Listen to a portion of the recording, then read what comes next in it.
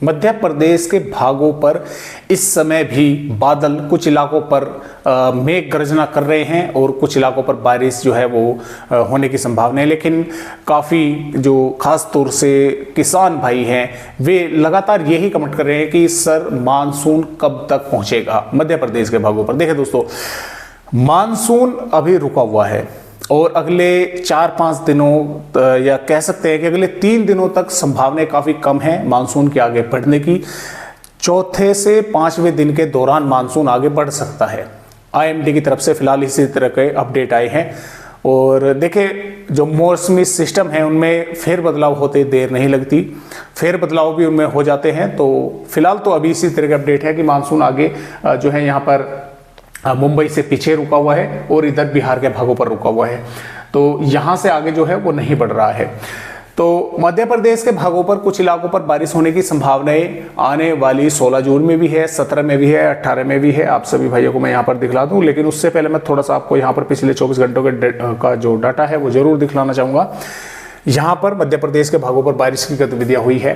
चांद पर 44.2 मिलीमीटर बारिश की गतिविधियां पिछले 24 घंटों के दौरान रिकॉर्ड की गई है। मकसूदनगर पर 37.2, पोहरी पर 31 और बैराड पर 29 और सिरोज पर 27, इछावर पर 23, कोलार्स पर 21, शिवपुरी पर 20.1 और खरगोन पर 17, महेश्वर पर 16 और कोलार पर 14.6। आगे जो है कम होती चली गई।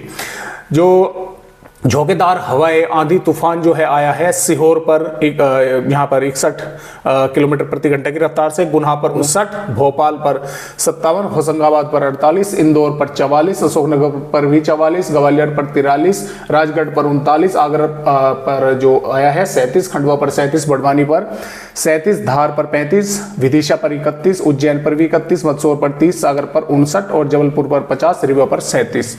तो इस तरह से फिलहाल यहाँ पर बारिश हुई है मध्य प्रदेश के भागों पर, कई इलाकों पर हुई है। और यहाँ की अगर हम बात करें 16 जून की, तो देखिए 16 जून में कोई ऑरेंज अलर्ट मध्य प्रदेश के भागों पर नहीं है, लेकिन हवाओं की रफ्तार जो है वो काफ़ी तेज रह सकती है। इसमें मुरैना, भिंड, ग्वालियर, श्योपुर, शिवपुरी, दतिया, गुना, अशोकनगर, निवाड़ी, टीकमगढ़, छतरपुर, पन्ना, विदिशा, सागर, भोपाल, रायसेन, सीहोर, देवास, हरदा, खंडवा, बुरहानपुर, बैतूल, नर्मदा, नरसिंहपुर, छिंदवाड़ा, पाटना और सिवनी, मंडला, डिंडोरी, अनूपपुर, बालाघाट के भागों पर यहाँ पर हवाओं की रफ्तार दोस्तों 40 से 50 किलोमीटर प्रति घंटा रह सकती है। कुछ जिलों पर 20 से 30 या 35 किलोमीटर भी चल सकती है, यानी कि कम भी रह सकती है। और कुछ जिलों पर इससे थोड़ी अधिक भी पहुंच सकती है, 55-60 किलोमीटर प्रति घंटा की रफ्तार से पहुंच सकती है। बारिश कहीं कहीं पर होने की संभावना है, कुछ भागों पर कहीं हो गई तो हो गई, अन्यथा बादल या आंधी आकर आगे बढ़ गए, बारिश नहीं हुई। क्योंकि हर वीडियो में मैं आपको बताता हूं कि कोई मौसमी सिस्टम नहीं है, सिर्फ हवाओं के कारण जो पूर्वी हवा, ये माफ कीजिएगा, ये अरब सागर से जो हवाएं आ रही हैं इनके कारण मॉइस्चर इकट्ठा हो रहा है और मॉइस्चर इकट्ठा होने की वजह से मध्य प्रदेश के भागों पर बादल बनते हैं और बारिश की गतिविधियां हो रही हैं।